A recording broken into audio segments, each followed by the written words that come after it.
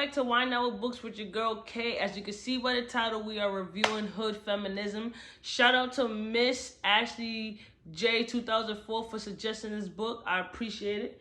This is the cover, Hood Feminism. Let's just get straight into it. So Hood Feminism talks about how mainstream feminism, which is led by white women, middle class, upper class women, how they don't address the concerns and the rights and equalities of all women, and that stem from women of color, black women, and those who are marginalized, who are living in marginalized communities. So let's see here. There's a whole bunch of topics that she discussed. I'm only going to touch upon a few of them. One of them that I think is important to touch upon is how women who are who are sex workers don't receive the same rights and equality as a woman who, let's say, have a 9-to-5 job, or who are making six figures. A lot of the time, these women are looked down upon and seen as they choose to engage in these behaviors. And a lot of time, you know, the feminist movement is not addressing that these women are being forced to do these kind of jobs. You know, you got sex trafficking, and I think that's important, because a lot of the time the women that have to engage in that type of environment is a black woman of color, where they could be, you know, they from the Philippines, they from the Caribbean, they Hispanic, you know, or whatever. You know, they don't have the same protection, and I think it's important that the feminist movement mainstream feminism do address the issues at hand of sex workers, because, you know, a lot of these women, they're forced into it. A lot of the time, that's all they've known. They were either taken from their homes, or they were born into it. So I think it's important for that issue to be addressed, right? The next topic that the book went into is the strong black woman phrase, right? So I personally hate the strong black woman phase. I don't like to be called a strong black woman. I'm just gonna read something from the book, right? 1 second, where is that? All right. So the author said, the myth of the strong black woman has made it so that white women can tell themselves that it's okay to expect us to wait to be equal with them because they need it more. The fact that black women are supposedly tougher than white women means that we are built to face abuse and ignorance, and that our need for care concern is less pressing. For me, the reason why I dislike the term strong black woman is because, for the simple fact that whenever you hear somebody say that, it's more so that and whatever you go through, you always have to be perceived as strong. That if you're not portraying that strong mentality, then you're weak, or you're giving up, or you can't get through this problem, or you letting your problems overcome you. And a lot of times you're not allowing yourself to feel the emotions that you're feeling at the time, because you are trying to keep up with the connotation that you have to be strong. And then a lot of people take advantage of that and believe that they can just do whatever they want to a black woman, no matter what, because they know that black woman will overcome it, whether it's now or later. And I don't like that. I get why the term, you know, you strong black woman, like, you know, you carrying a load where it should have broke you, but people forget that it's okay to be broken, because being broken, you allow yourself to learn more about yourself. You allow yourself to grow from that experience. You have to go through those emotions, feel those emotions, in order to be a better person, or to feel better, you know? But when you allow yourself to be like, I have to be strong all the time, you're just bottling up everything and moving forward, and you're not actually dealing with the problem or situation at hand. And that's why I don't like the term strong black woman.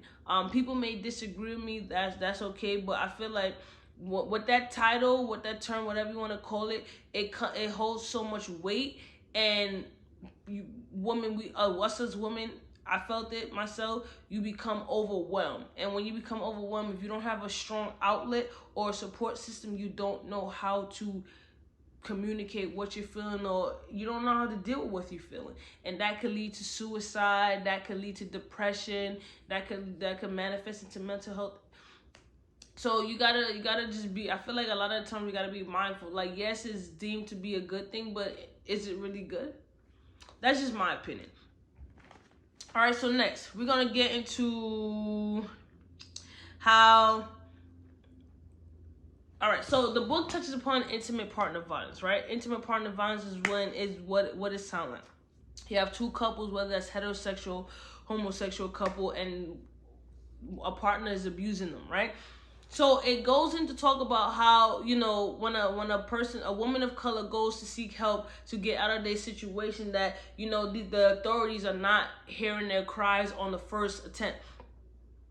Right, a lot of the time they are ignoring their cries, basically saying that they're gonna go back to the abuser, or there's a lack of evidence, or there's nothing we could do, and then these women or men are forced to go back into these situations. But a lot of times women being abused are forced to go back into these situations, and then in return, you know, they either end up dead, or they end up, you know, retaliated, or end up having to protect themselves against their abuser. And then a lot of times you have a lot of women that are in jail currently for killing their abuser because they were protecting themselves.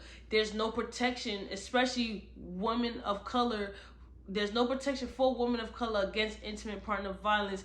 And it's not until someone is dead that they want to take something serious, right? And then in return, it's the person that's being abused who's paying the price. And I don't think that's fair. You understand? Unless you have the appropriate resources or income, or you're known. Sometimes, you know, your domestic violence is not taken seriously, and, you know, you're left feeling hopeless, useless, and you're left in the same abuse situation because you don't know where to turn to seek help. Then you have people, the mentalities that they're gonna go back. Like, you have authority figures who do things like that. Oh, she don't need no help, she's gonna go back, whether they seen it before. So what? I don't care if a person came to me multiple times and be like, you know, I'm being abused, and they go back. At the end of the day, you know, you don't know the true factor. You need to dig deep. Like, why isn't the person leaving? What is it, a fair thing? Is it income? Is it they don't have any support? Like, you got to figure out what it is, and they just stereotype that and discriminate against them, and it's truly sad. A lot of women have been killed or currently incarcerated because of situations like that. But we'll move on. So the book touches upon food scarcity and housing. I think, you know, those are two separate things that the book, but for the sake of time, I'm gonna put them into one. So it gives an example of a single mom. How a single mom works a 9-to-5 job where she's living paycheck to paycheck, and the paycheck has to feed her family. And then she's dealing with, you know, she has to pay the rent if she's receiving government assistance, or she's receiving government assistance, food stamps, that the food stamps is not enough, and then she has to go out, you know, looking for food, or go to the food pantries, but the food pantries don't offer, you know, whether it's dietary restrictions, or whether it's like what the family needs. For example, like food, milk, not all the time you're gonna get that, so it's limited to what that single mom can do to feed her family. And how a lot of women of color are going through that, not having enough food to feed their family, not having enough income to purchase food. And if they do have it, you know, the food levels are high. The prices are being the prices are rising, inflation. And I agree with that. Like, food now is not cheap. It's not cheap. And as a single mom, you know, you, depending on how many kids you have, whether it's 1, 2, 3, you always thinking about how you're going to provide for your child. And then, for example, it then goes into touch upon the housing part, because if you're living in government housing, let's say you have a partner who's incarcerated, that partner can't then come into your government housing, because you can then lose your housing, you can then lose your food benefits. And then, you know, the people who are suffering is the mom, because now she has to remain a single mom and do everything by herself, because her partner can't longer come to the home, because if he do, or if she do, they're gonna lose everything. Then the child is suffering because they don't have their parent figure in the household with them. They're going through emotional trauma. They're going through, you know, mental trauma, whatever it may be, for the simple fact that because these restrictions are in place, they can't live the life that they need to, or support, provide for their family. And it's truly saddening about all the restrictions that's put in place. Or if you have a incarcerated woman, right? If she comes home, she no longer can have her public housing. She can no longer get benefits. I believe it's in New York where sometimes, I think, depending on the situation, you gotta wait 7 to 10 years or whatever it may be, for your benefits, and you're restricted on what you can do. And then when you're incarcerated, especially as a man or woman, you have a hard time finding a job. If you can't find a job, then you don't have money. If you don't have money, then you can't rent an apartment. If you can't rent an apartment, then you have nowhere to stay. And it's a never-ending cycle, because those resources are not there to truly assist women, black women, women of color, with getting the resources that they need to transition from prison life into the community. You don't hear mainstream feminism discussing that. You don't hear mainstream feminism fighting for the equality of women who are recently incarcerated or have been incarcerated. You have women who fight for women who is incarcerated, but those are the women who live through that, not the white mainstream feminism, because that fight does not benefit them. They don't know that struggle. So because they don't know that struggle and it don't benefit them, that's not their fight. And that's what a lot of the time what we're going through right now. So then the book also goes into, let me see, I'm gonna fast forward a little bit. Rape culture, right? So with rape culture, we already know what rape culture is. Where, I'm not gonna say where. So it discussed where women have to, how do I put this? How mainstream feminism tell women how they can avoid being raped, right? And that goes from what you wear, how you act. Don't, like, for example, don't leave the club drunk. But instead of addressing the real issue, which is helping these men who rape these women, helping these men get the resource that they need to get the help so they don't rape these women. Instead of mainstream feminism putting out flyers and doing help groups to tell women how they can avoid getting raped, you need to conduct, whether it's a survey, whether it's, you have outreach, whatever it may be, to help these men stop the impulse from raping women. You understand what I'm saying? And I think that that's not being addressed, because we're not, as women, a woman is not being asked to be raped unless they into like the bonds and stuff, then that's different. But for the most part, a woman is not asking to be raped. And it's for the fact that we as women have to then alter what we do and how we dress and how we wear clothes and how we talk so that we don't be attacked, that's not okay. You need to teach the men who are doing the raping, you need to provide them with the resources that they need, the help that they need, so they can chill. You feel me? And then it goes into, the policy. This all ties in hand. So, like for right now with the Texas abortion ban, right? I think this correlates perfectly. Whereas, for example, like with rape culture, right? If a woman gets raped and as a result of that rape, a baby is conceived, that woman has all right to decide that she wants to get an abortion because of how the baby was conceived, right? And a lot of the time, the policies that are being put in place is impacting women's rights to have an abortion, taking away their choice. You understand what I'm saying? And a lot of time, the women who are leading these feminist movements, who are the mainstream feminism, they are standing behind the patriarchy of these men who are enforcing these laws, and they are agreeing with these laws, and it's affecting the women who don't have the resources to go outside, maybe of the jurisdiction, or to fight for themselves. You understand what I'm saying? And people think that men are vindictive, women are just as vindictive. You know, you have women who agree with what these laws, these policies, and it's truly sad because they think that they're benefiting, but in all actuality they may be benefiting from it right now, but until they find themselves in that exact same situation, then that's when it's going to really hit them. And it's sad that, you know, a lot of these women who are leading the feminists, you know, they only focus on things that they can benefit from. They believe that they're fighting for all equality for women, but they're truly not. They're only thinking about the people that they know that's within their race, that's within their culture. And it's true, it's sickening, and it's sad for the simple fact that you can't call yourself a feminist if you're not thinking about the in-depth issues of the impact that it has on all women, no matter your class. And that's that. And then, you know, with trans women, you have trans women, you have people in the community, especially women too, that don't feel like trans women are actual women. Just because you wasn't assigned that gender at birth don't mean that you can't be a woman. If you believe you're a woman, if you feel like a woman, then you're a woman. That's what you feel. That's what it is. And a lot of trans women have been killed, discriminated against, up until now, and you don't hear the mainstream feminist movement fighting for trans women.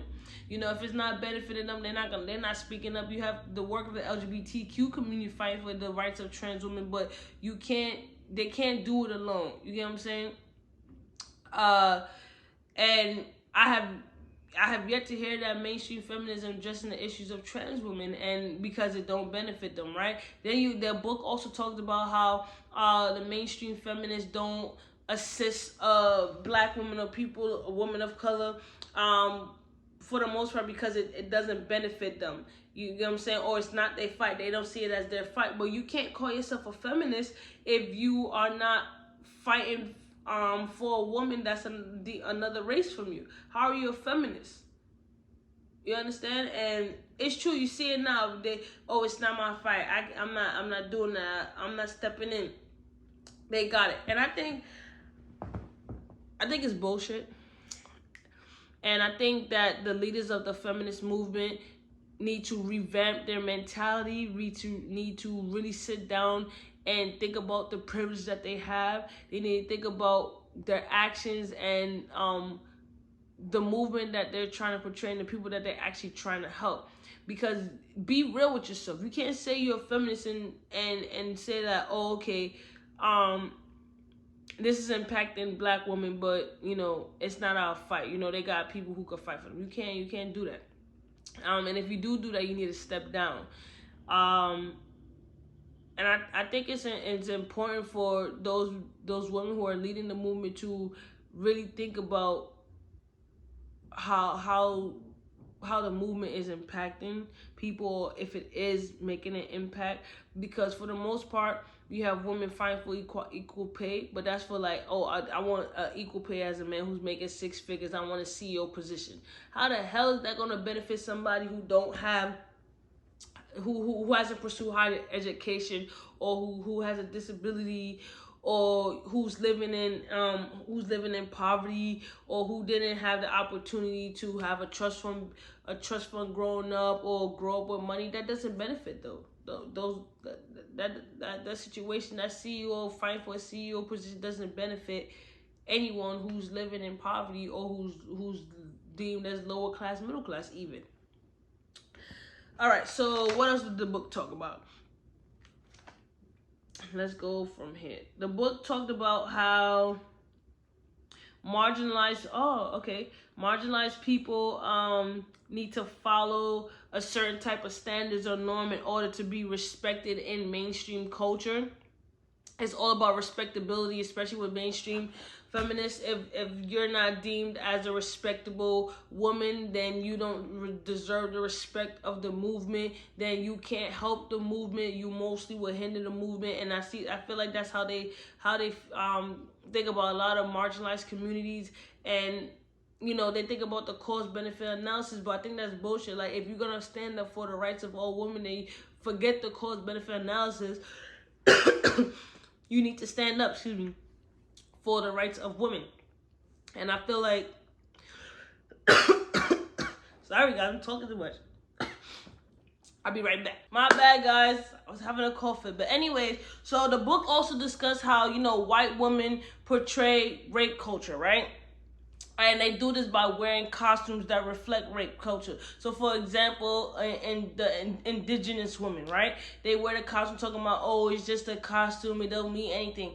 But my thing is, you're portraying a community that has been hurt, that has been abused, all for likes, shares, whatever you want to do, thinking it's cool. And it's just like, you have to be mindful of what you do and what you say, especially when white women have a lot of platform and influence, right? So I thought that was, I didn't even think about it, until I read the book, and I'm like, that's true. They do wear costumes, for example, like Native American costumes. You know what I'm saying? So I was just like, damn, that's something to think about. But they're not thinking about it because they're thinking about it as, this is a costume. It's not hurting anybody, but it is hurting. It is hurting the community. It's hurting the community because you don't have to interact with that community, or you never had the opportunity to meet someone from that particular community. You get what I'm saying? So if it's not impacted them, then they don't care who they are hurting, who they are discriminated against. And I think that's important to remember. So what else? It goes into how the patriarchy, how the mainstream feminism, a lot of the, not a lot, but I think it was like some women are upholding the patriarchy, that they believe that women need to stay in their place, that they believe that women need to be domesticated, that they do not need to be on the same level of men. But it's just like, as a feminist, it's okay to be like, you think that you, okay, let me say, how do I say this? It's okay to believe that women should be this domesticated. That's your own opinion. But the whole purpose is for women to have the same equal rights and opportunity as men. So for you to be a feminist and then to say that, women should be domesticated and stay home and stay in lane, how does that make any sense? It don't make any sense. And I was thinking about it. I'm like, you do have women out there who claim to be a feminist, but in all actuality, they don't want the movement to proceed because they don't have any ambition to move forward or motivation to better themselves. So they say that they're feminist, but when push comes to shove, their mentality is one as, they're gonna allow the man to lead them because the man knows best, which is BS, right? What else do I want to talk about? I don't want this video to be too long. The last thing I'm gonna touch upon is the code switching. So I code switch all the time. Code switching can be from the way you walk, the way you talk, what you wear, how you wear your hair.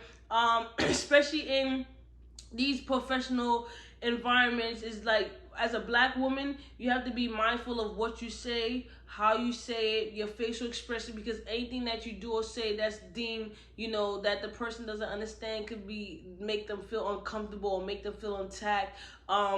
White fragility at its best. Or what you're saying is not deemed professional, or the way you spoke with too much bass in your voice, so now you coming off aggressive. And I code switch all the time. And it talks about how the women who never learned how to code switch, or who was not exposed to code switching, they suffer because they don't know how to handle themselves in a certain situation where it calls for you to code switch or be able to maneuver in a way where you can adapt. And a lot of women who never had that exposure, especially if you lived in an impoverished community where you didn't have the opportunity to, let's say, go outside and interact with somebody outside your race, you wouldn't have learned how to code switch. I learned how to code switch when I was in undergrad. That was my real exposure to being in an environment surrounded by a lot of white people. So I learned how to do that then, and I understand why I had to do it. A lot of times it's exhausting. I hate code switching. I hate feeling like I'm losing a sense of who I am, or because I have to act and talk a certain way. And I know a lot of black women feel the same way, and it is exhausting. But sadly, it's something that we face with, because if we don't code switch, then you can't further your career, you can't move up, or you won't prosper. And it's just a thing where I hope nobody, further down the line, don't have to deal with it. But when us black women talk and we're passionate about something, you're gonna hear the emotions in our voice. You're gonna feel it, because we truly believe in this. And for us to have to censor ourselves to get a point across, I think it's BS. But sadly, I'm not the only one who have experienced that. I mean, and if you have to code switch, or you do currently code switch, that how exhausting it can be, and you can feel like you're losing a sense of who you are. You're not being real with yourself. It goes into what else? It talks about a lot, actually. It goes into how the stereotype of you're pretty for a black girl. Like, what does that even mean? Like, it's either you're pretty or you're not. But it's the whole race to where if you're lighter skin, you're more prettier. If you're black, black. If you're a darker tone like me, then if you just happen to be pretty or to be curvy, then it's a surprise. And I think that's like BS. Or, oh my God, you black, I didn't know your hair was that long. Like, it's a surprise that black people could have long hair, for example. You know what I'm saying? And you have women of color that's dealing with that as well. So all these microaggressions and the stereotypes and the discrimination against black women women of color who experience this on a day-to-day basis, when it ranges from racism, sexism, the remarks, everything, it is truly saddening. And you don't hear mainstream feminism addressing any of these issues, and it's important, because a lot of these issues women of color are facing. And it's sad that a lot of time we don't have the resources to defend ourselves, or we don't have the opportunity to defend ourselves, because it comes with repercussions. And these are the things that need to be addressed within the feminist movement. And though mainstream feminism need to take a look at it. I don't want the video to be too long, so I'm gonna stop right here. Like I said, I enjoyed the book. If you want to learn a lot about hood feminism and how it truly impacts women of color, I would suggest the book. It's an educational book.